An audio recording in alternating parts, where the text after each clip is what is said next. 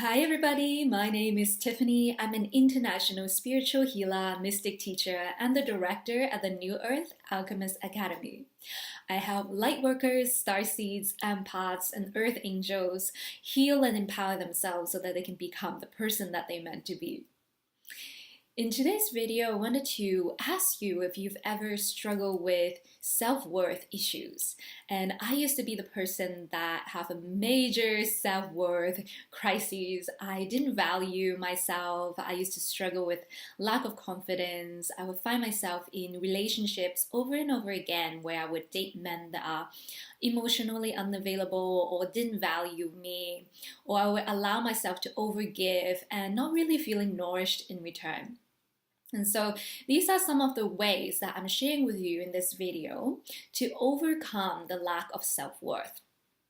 And through my own journey, overcoming depression, anxiety, social anxiety, and suicidal thoughts, I have come to this place where I have learned how to get out of that trap, that downward spiral that a lot of the time we can find ourselves in. And so I started to dive deep today in one of my meditation, thinking about why did I struggle with self-worth a lot? Why do us light workers and empaths seems to struggle with self-worth? And as you look around yourself right now, everything that you own, everything that you have, when you go to a shopping mall, when you go to the grocery store, everything has a price tag. Everything has a number attached to it. So when we live in a world where everything has a monetary value, we start to now question, what about me? What am I worth? If this item is worth $5 and this item is worth $100, how do I fit in? And I think this is a lot of the subconscious program that we have as human beings in this lifetime that we are meant to break out of, is to get ourselves out of this box of everything needs to have a worth in a monetary or tangible number that you can see. And it is also very difficult for us because self-worth is not something that you can just put a price tag on it. Sure, you can maybe, think of yourself about how much money you make a month, how much money you have a bank account, but I'm not talking about that. I'm talking about something larger, something higher and more expanded. You as a person. And so the first thing that I started to shift my thinking and my mindset when it comes to my self-worth is when I think about the word self-worth, to me, it seems like it's always going to be relative. It's always going to be subjective. The way that someone look at me is going to be different than, let's say, my parents look at me and how myself look at me. So in itself, worth is really subjective and relative. And this is why I was getting so confused and so lost and so insecure. Because one person, my parents would love me and they would support me. Yet the love of my life at that time would tell me I'm missing something or I'm not good enough. So it is very conflicting. And I'm sure you have found yourself in these kind of situations before. And so I started to shift my focus from focusing on self-worth to self-esteem, to who am I and who am I becoming. And this is my invitation for you as well, to stop focusing on the worth. The worth is still very relative, very perhaps subconsciously attached to the ego. But when you come in the place of who you are as a light being, who you are becoming, and self-esteem, who you are as you are settled and grounded in yourself, in your authentic truth, where you can live your truth and live your life, live a life that is on point with your soul purpose. And so the first thing that I needed to do was to figure out my values. And so I'm asking you now to write down 5 of your values. You can absolutely have more than that. You can make a list, of course. What are your values? What keeps you secured and grounded as a person? When you know your values, it helps you build your character, it helps you build your personal integrity, and it also helps enforce a healthy personal boundary in your life as well. And so in my life, I started to think, okay, what are some of the qualities that matters to me? What are some of the things that is valuable to me even 5 years from now, 10 years from now? Number one, integrity. I wanted to be honest. I wanted to be a loyal person. I wanted to be a trustworthy person. And so I started to change my life because I realized that during the times when I have depression and anxiety, I was a flake. I would be late to parties. Sometimes I wouldn't show up because I would let my emotions get in the way. And I think there's a balance when it comes to that. Of course, it's okay to honor yourself sometime if you need rest and if you need to just be with yourself. But there were times when I would say 90% of the time I was letting my fears stop me from going towards the people that love me. So I would just stay inside and be in the victim vibration, maybe be in the depression, that vibration, instead of being in the embrace of the people that loves me and cares about me. And so that's number one. What is your value and what matters to you? When you know what is important to you, nothing can sway you. You are this person with something worth fighting for. So it doesn't matter if it's characteristic or maybe your mom, and what is valuable to you is your children. Maybe you are founder of a charity and helping animals or children is valuable to you. Write it down. Write down what matters to you. Second thing is your contribution. So there come a time when I realized, I was like, I've spent so many years wallowing, ruminating in my own sorrow, in my own story, and my own past. And it's really not changing anything. My therapist is not going to change it for me. I need to change within myself. Just like Einstein said, he says, insanity is when you do the same thing over and over again and expect a different result.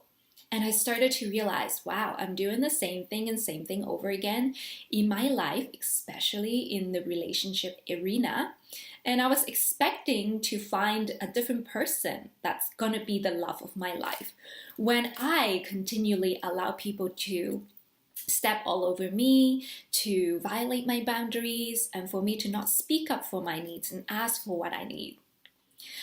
And so understanding that from that perspective, I started to expand my horizon. Instead of thinking about just me, my pain, how can I expand myself and help other people? I have already learned so much. I, at that point, have learned about meditation. I've learned about yoga. And I was just starting to dive into the spirituality and spiritual healing arena. And so I started to do these free meditation classes, free yoga classes with people that are in need, people that can afford it, to show them that, hey, aside from therapy, there's also this thing called meditation and yoga that has worked wonders for me. And it is through those empowering workshops that I realized, wow, this is what I'm meant to do. To give what I already know, what I already have, my love, my knowledge, my experience to the people that's maybe 5 steps behind me or 10 steps behind me. You're basically helping yourself, a version of yourself 3 years or 5 years ago. So start thinking about how can you contribute to society, to humanity, to Mother Earth. When you contribute, you build your self-confidence, you establish your self-esteem, and you also create support and community as well. Through helping those people for free, I started to realize that, wow, I'm not the only one. I used to think, oh, woe is me, I'm the only one that struggled with this problem. And by working with all these other people, I'm like, wow, I have been so stuck in my head to think that I'm the only person with this problem. No, there's so many people out there and I can help them. I can help them just by being myself and sharing what I've learned. Number 3 is your own evolution and self-actualization journey, which is the focus on self-growth. You can have all these excuses in your mind to justify you don't have time, you don't have energy, you don't have money. But really think about it for a second. These voices in your head, is it really you that's speaking? Or is it the mind? Or is it someone else's voice that's speaking?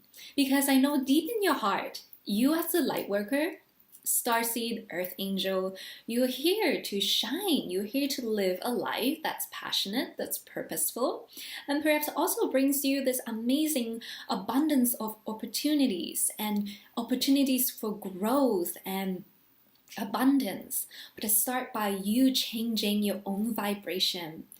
And so asking yourself, if you're ready on the spiritual journey or personal development journey, kudos to you, amazing. But when I was asleep, I wasn't really working on myself. I just thought that life is about struggle, life is about suffering. And I started to go on YouTube and listening to free resources. And I took the time. Instead of watching TV or playing video games, I started to use that time instead to focus on expanding my mindset, changing my vibration. And so the first thing to focus on is your attitude. A lot of times we have a set core beliefs or limitations in our mind, a lot of times stemming from our early years. Sometimes it can stem from past life too, but in this video, I want to focus on this life. So what happened in your childhood that have caused some of these limiting beliefs? And you're not coming from the angle of blame, like blaming your parents or blaming these circumstances or situations. No, you are coming into your ascended higher self, your angelic perspective of who you are. Imagine yourself looking down into your life as an angel, as God, seeing your life from the moment of your birth to where you are now. All the growth, all the love, all the knowledge, all the pain that you've gone through. You have learned so much. Can someone really say to you, you are worth this or you are worth that? No, this is beyond worth. This is beyond value. This is your truth, your true self. And the second thing to think about when it comes to personal growth is your emotions. So emotion is a very, very powerful force. Have you seen those videos where a child is in danger and a mom just like lift up the car to save her child? Emotions, especially the force of love, is powerful. And the force of love is greater than fear itself. And so I have talked about in my other videos where instead of me giving my power away from fear, I started taking it back by focusing on love. And even though I was struggling with self-love, loving myself, I then asked myself, what do I love then? If I don't love myself, can I start with baby step? What do I love? Absolutely love. I love animals. I love trees. I love Mother Gaia. So I started volunteering at a garden, tree planting. I started volunteering at other places, helping clinics, being a peer mentor. And so through these experiences, I started to love myself. Sometimes we were waiting, oh, I need to love myself 100% before I can help someone else. That's not true. Love is infinite. Love is unlimited. There's always so much love that is continually channeling through you and all around you if you would just open your heart and open your arms to give and receive it. Thank you for listening today and sending so much love to you. Ciao!